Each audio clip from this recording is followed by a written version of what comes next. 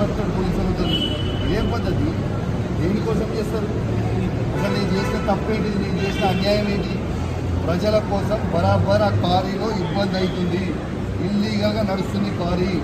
అది రేవంత్ రెడ్డి బేనామీ, సీతక్క బేనామీ, కడియం శ్రీహరి బేనామీ, ఎమ్మెల్యే నాగరాజ్ బేనామీ. వాళ్ళ బేనామీలకి కొన్ని ఇందులో రాస్తాడు. ఇదేం పద్ధతి? అసలు దేని నాకు నోటీస్ ఇవ్వకుండా మీరు ఎట్లా అరెస్ట్ చేస్తారు? రేవంత్ రెడ్డి చెప్తే మీరు అరెస్ట్ చేస్తారు. రేవంత్ రెడ్డి చెప్తే మీరు అరెస్ట్ చేస్తారా? రేవంత్ రెడ్డి ఇదే కాదు కదా. రేవంత్ రెడ్డి మీ జీతం మీద రేవంత్ రెడ్డి ఇస్తలేదు కదా. ఇదేం పద్ధతి? ఇది పద్ధతి కాదు కదా. ఇదేం పద్ధతి? ఇది పద్ధతి కాదు కదా. ఇది పూర్తిగా అన్యాయం. రేవంత్ రెడ్డి గారు పెట్టుకున్న అక్రమ కేసు ఇది. కమలాపూర్ మండలంలో గుండే గ్రామంలో ఇల్లీగల్ మైన్ నడుస్తూ ఉంది.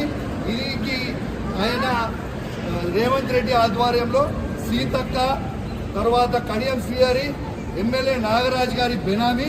ఖచ్చితంగా నిలదీస్తాం, ఖచ్చితంగా అడుగుతూనే ఉంటాం. ఊపుకునే ప్రసక్తే లేదు. మీరు చేస్తున్న అన్యాయం. ఇల్లీగల్ మైనింగ్ నడుస్తుంది అక్కడ. కేవలం 2.5 హెక్టర్స్ మాత్రమే ఉంటే ఇలా ఆడ ఇల్లీగల్ మైనింగ్ 20 ఎకరాలలో చేస్తూ ఉన్నారు. గుండేడ్ గ్రామ ప్రజలందరికీ కూడా చాలా ఇబ్బంది అవుతా ఉంది. గుండేడ్ గ్రామ ప్రజలు మొత్తం కూడా ఇబ్బంది పడుతూ ఉన్నారని చెప్పి కూడా ఈ సందర్భంగా తెలియజేస్తా ఉన్నాను. ఆ ప్రజలు ఇలా హెల్మెట్లు పెట్టుకొని మరి చేసే పరిస్థితిగా ఉంది. ఇలా ప్రజలందరూ కూడా గమనించాలి. ఇలా రేవంత్ రెడ్డి గారు చేస్తున్న అక్రమ అరెస్టులు, అక్రమ కేసులకి నువ్వు రేవంత్ రెడ్డి గుర్తుపెట్టుకో.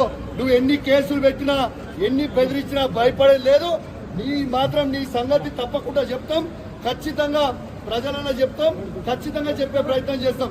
జై తెలంగాణ, జై కేసీఆర్.